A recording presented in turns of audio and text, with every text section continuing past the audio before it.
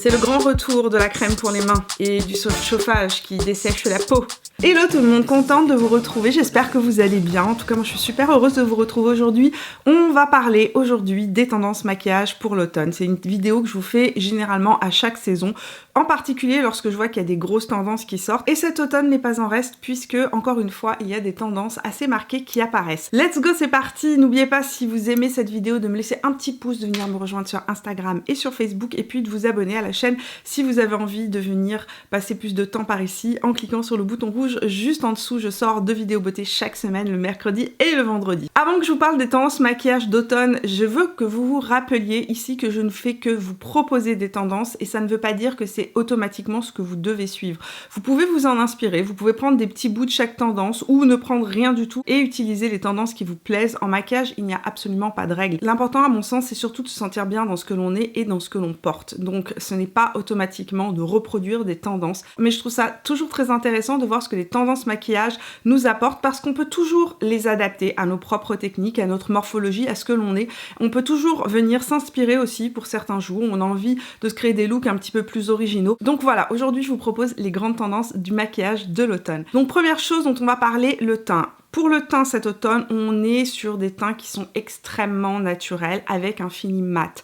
C'est assez surprenant d'ailleurs parce que jusqu'à présent, les teints mat étaient plutôt des hautes couvrances avec un fini impeccable.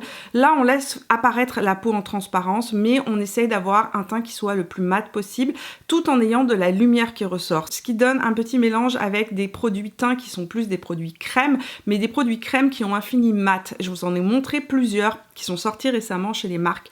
On va commencer avec les fonds de teint qui s'inscrivent directement dans cette lignée-là. Évidemment, on continue avec tout ce qui est sérum de teint, et les Easy Drop de chez Fenty sont vraiment un très bon entre-deux, dans le sens où on est sur un fluide de teint qui est un fini mat, mais un fini mat seconde peau extrêmement léger. Ça va donner une correction qui est légère à moyenne, ça ne sera pas une couvrance totale, c'est certain, mais ça va laisser apparaître votre peau tout en la sublimant. Et c'est un petit peu vers ça qu'on s'en va cet automne. On est vraiment sur des effets de peau qui sont plus naturels, peut-être aussi influencés grandement par le fait que les gens sont en télétravail à la maison et qu'on recherche un fini toujours plus frais, naturel évidemment, qui ne luit pas sur la zone T, surtout si on fait des vidéoconférences, parce que vous le savez, quand on est en vidéoconférence, évidemment tout ce qui est lumineux va ressortir plus lumineux, on va avoir l'air plus marqué, plus gris. On essaie de contrebalancer ça avec des produits teints qui sont frais, qui sont mat, mais un mat qui n'éteint pas le teint, un mat qui laisse des volumes. Donc on n'est pas sur du mat complètement figé, mais du mat qui évolue, qui devient plus souple tout au long de la journée. Mon choix pour les peaux qui sont mixtes, normales ou légèrement grasses, les Easy Drop de chez Fenty sont géniales. C'est très facile à utiliser, ça s'applique aussi bien au doigt qu'avec une éponge ou un pinceau, et ça va vous donner vraiment une couvrance qui est modulable avec un fini naturel très joli, qui reste un fini mat comme je vous l'ai dit, mais un mat qui ne plombe pas le teint, qui ne vous éteindra pas. Dans les fonds de teint, si vous cherchez des fonds de teint avec un fini extrêmement naturel, vous pouvez toujours vous tourner vers les fonds de teint, donc le Studio Radiance de chez MAC et le Ultra HD de chez Makeup Forever, qui sont des fonds de teint qui sont complètement seconde peau. Là, on est sur des fonds de teint qui sont plus lumineux, mais ce que vous allez faire, c'est que vous allez utiliser votre poudre, des poudres très fines pour venir compenser la lumière de ces fonds de teint là, mais garder l'effet très naturel de ces fonds de teint là qui laisse ressortir la peau et qui donne ce côté très frais, très santé à la peau, et c'est ça ce que j'aime beaucoup avec ces deux fonds de teint là. Pour ceux qui aiment les bébés crèmes, les CC crèmes, sérieusement, la CC Oil Free de chez It Cosmetics est une pépite si vous voulez avoir un teint qui soit extrêmement frais, extrêmement naturel, avec un fini mat. Un fini mat qui là aussi est un fini mat souple, donc on n'est pas sur quelque chose de complètement éteint, de très lourd, on est vraiment sur un fini extrêmement naturel. Et c'est une CC crème qui est quand même assez couvrante. Donc si vous avez des rougeurs à cacher, des boutons, etc., elle va venir corriger ça. C'est vraiment un produit parfait à porter au quotidien. Si vous aimez les textures qui vont venir corriger votre teint tout en étant un petit soin, qui vont apporter de l'hydratation et quelque chose d'extrêmement léger, quelque chose qui ne va pas avoir une sensation de fond de teint sur la peau, la CC de It Cosmetics est vraiment parfaite. Enfin, si vous cherchez tout de même une haute couvrance, sachez qu'il y a des fonds de teint qui vous offrent des hautes couvrances avec un fini extrêmement naturel, un fini mat mais très souple. Et il y en a deux que j'adore dans cette catégorie-là. Le premier, celui que je porte tout le temps. Alors celui-ci, il est extrêmement couvrant, c'est celui que j'ai sur le visage aujourd'hui. On est vraiment sur une très haute couvrance, mais extrêmement fin, avec une magnifique lumière qui ressort et une souplesse. C'est-à-dire que quand vous l'appliquez, il est très mat, mais au bout d'une demi-heure, 1 heure, il se fond dans la peau et il est complètement extrêmement souple. En plus, il est très haute tenue. C'est le Soft Matte Complete Concealer de chez NARS, dont je suis ultra fan. Pour un fini moins couvrant que le NARS, mais avec un fini mat qui va être parfait si vous avez la peau qui est normale, mixte ou mixte à grasse, parce que c'est un fond de teint qui a tendance quand même à être assez mat. C'est le Born This Way Matte 24 heures de chez Too Faced qui est vraiment sublime. C'est un fond de teint très très fin qui a vraiment un effet seconde peau, qui va avoir une couvrance qui est moyenne à intensifiable, donc qui sera moins couvrant que le NARS. Avec le NARS, vous êtes sur une couvrance totale. Avec le Born This Way, vous êtes sur une couvrance intermédiaire. Et c'est un fond de teint là aussi longue tenue qui évolue super bien, surtout si vous devez porter le masque en journée. C'est un fond de teint qui va bien tenir. Pour les blushs, clairement, on est sur des blushs qui ont une certaine lumière. On est sur des blushs crème, mais des crèmes qui ont un fini poudré mat. Les stick blush de chez Anastasia Beverly Hills qui sont sortis pour le mois de septembre sont vraiment incroyables. Celui-ci c'est le Latte, je le porte beaucoup en ce moment. Donc on est sur un blush crème qui lorsqu'il s'estompe devient mat. Complètement mat. On n'est pas sur un mat poudré, on est sur un mat satiné. Pareil chez Anastasia Beverly Hills, les derniers bronzers qu'elle a sortis sont exactement dans cette tendance-là. Je vous les ai montrés d'ailleurs en vidéo dans un de mes derniers Get Ready With Me. Vous pourrez aller voir leur application. On est sur des bronzers qui sont effectivement des crèmes, mais qui s'estompent avec cet effet complètement fin et poudré. Donc on est vraiment sur un produit qui a un fini mat. Autre produit qui s'inscrit complètement dans cet effet mat naturel, mais en même temps très frais, très naturel, les Glow Play Blush de chez MAC. Je vous en parle depuis des années, ça fait partie de mes blush crème préférés. Et à mon sens, c'est les blush crème les plus faciles à utiliser lorsqu'on n'a pas l'habitude d'utiliser des produits en crème. Ils ont une texture veloutée et un fini qui est un fini mat très souple, avec une très légère lumière satinée qui ressort et ils s'estompent comme de la poudre. Vous pouvez les prélever avec un pinceau blush habituel et l'appliquer comme un blush. Vous allez voir que ça s'applique super facilement sur les joues. C'est véritablement des pépites. Je vous en ai swatché 2 sur mes doigts. Ici, on a le Blush Please qui est une de mes couleurs préférées avec tout ce qui est maquillage, qui sont un petit peu plus rose, mauve, froid, etc. Très jolie couleur avec à l'intérieur du rose et du bleu à l'intérieur, donc qui lui donne un côté plus froid. Et ici, le So Natural qui est extrêmement naturel. Je vous l'ai swatché juste ici. C'est vraiment une couleur passe-partout. Attention, la couleur So Natural est quand même assez pâle. C'est une couleur qui conviendra mieux aux peaux claires. Les peaux qui sont intermédiaires préféreront le Blush Please. Et puis après, dans les Glow Play Blush, il y a vraiment des couleurs qui sont de plus en plus intenses. Donc vraiment, que vous ayez une peau claire ou une peau foncée, vous allez vous y retrouver.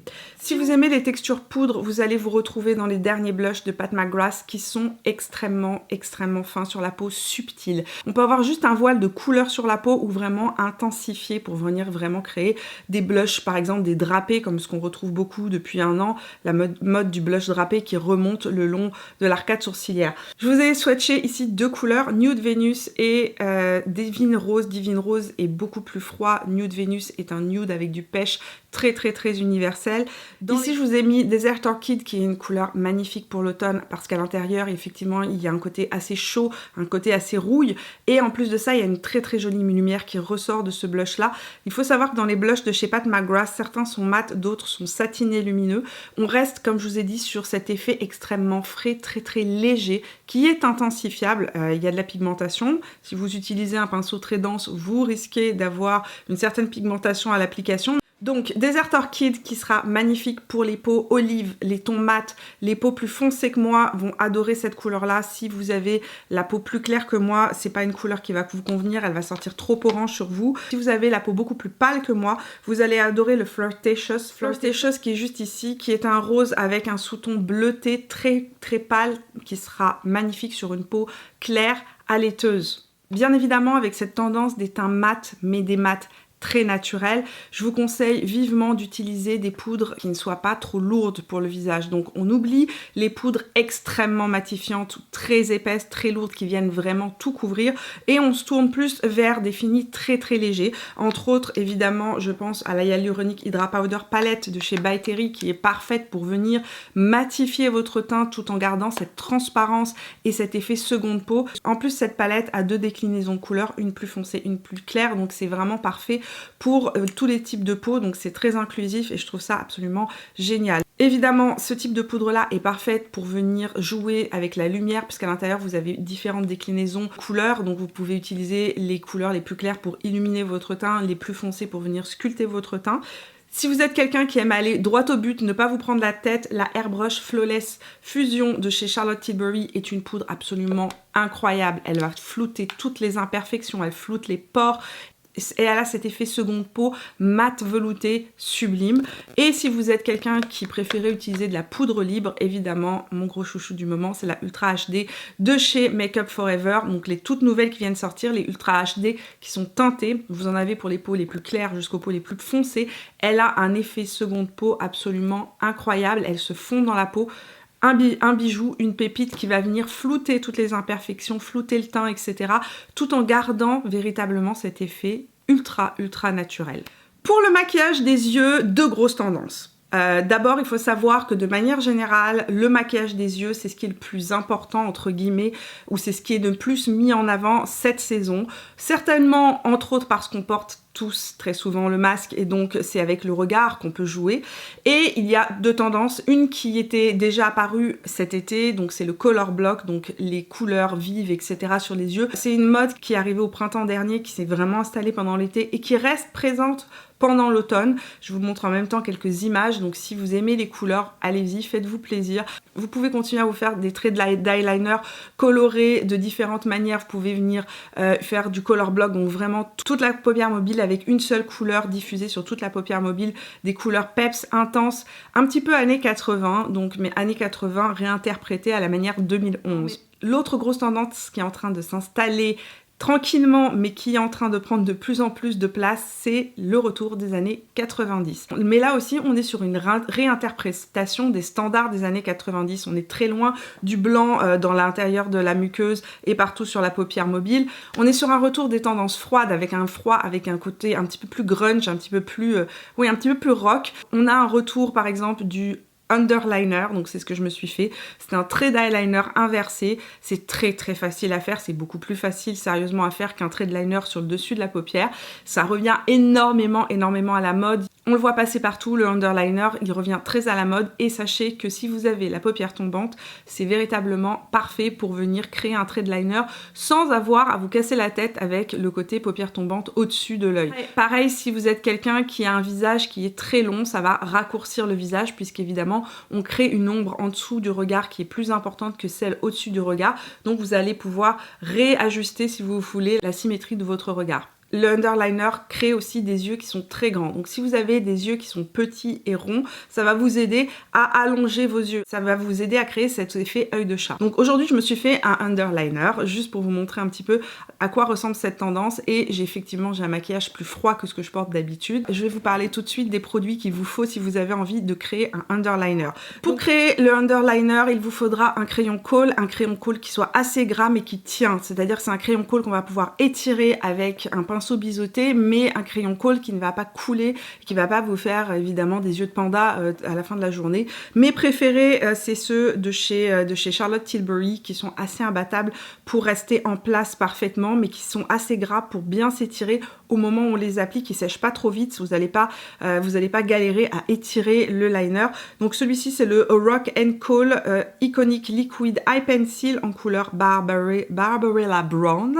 J'espère que je l'ai bien prononcé, Dear Darling Charlotte. C'est le crayon que j'ai utilisé aujourd'hui sur mes yeux. Et ensuite, on vient utiliser des fards pour venir fixer le liner qu'on a fait. Et moi, j'ai utilisé la palette de chez By Mario aujourd'hui, la Master Matte Eyeshadow palette que j'adore, qui est une de mes palettes préférées. Je vais vous en reparler bientôt. C'est une palette de base que tout le monde devrait avoir dans ses tiroirs, sérieusement.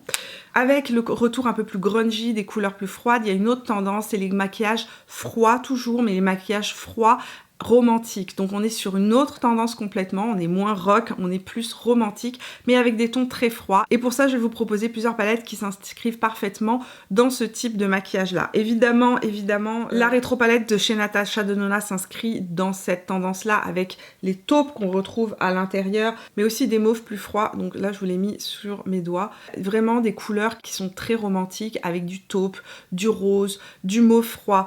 Donc une palette qui va bien s'inscrire là-dedans, la rétro de chez Natasha Denona. Je vous ai fait la revue dessus, je vous ai dit c'est pour et c'est contre et je vous invite à aller voir la revue avant de l'acheter. Je pense que c'est important. Dans un plus petit budget, une palette qui est sortie au printemps et peut-être que vous l'avez dans vos tiroirs et c'est pour ça que je voulais la citer. C'est la Zoeva Together We Shine qui est exactement dans ces tendances-là. On est sur des nudes qui tirent vers le froid.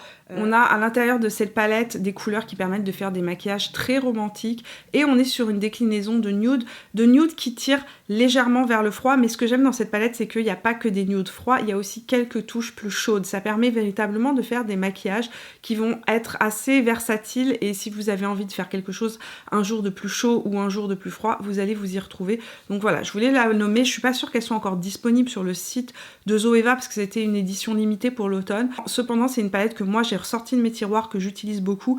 J'aime bien aussi dans ce type de vidéo ne pas vous présenter que des nouveautés, mais vous parler aussi de ce que vous avez peut-être déjà dans vos tiroirs. Toujours dans les tons froids, si vous n'êtes pas un fan ou une fan des tons un petit peu plus roses, donc rose froid, vous pouvez toujours vous tourner vers la Jaguar de chez Huda Beauty qui propose des tons qui sont froids mais absolument sublimes. C'est une palette magnifique pour créer des looks un peu plus grunge, un peu plus rock'n'roll, tout en gardant un côté plus doux. On va pas être sur du rock dur, on peut avec le noir venir faire vraiment des gros smoky très très durs, mais c'est une palette aussi qui va vous permettre de faire des choses un peu plus douces, un peu plus smoky en fait, avec les brins froids qui sont à l'intérieur. Donc vraiment une palette que je trouve très intéressante et parfaite pour cette saison, donc qui s'inscrit complètement dans ces tendances du retour des années 90. Enfin, n'hésitez pas à ressortir de vos tiroirs une de mes palettes préférées de chez Natasha Denona, la Glam Palette, qui est parfaite pour vous créer des maquillages un peu comme ce que je porte aujourd'hui, qui est parfaite pour vous créer des maquillages plus froids. Je vous avais fait la revue de cette palette il y a un an, je vous avais proposé 3 tutos avec, si vous voulez la voir, je vous la laisserai ici. Cette palette est d'une qualité incroyable et c'est une palette qui ne me quitte pas, que j'adore utiliser.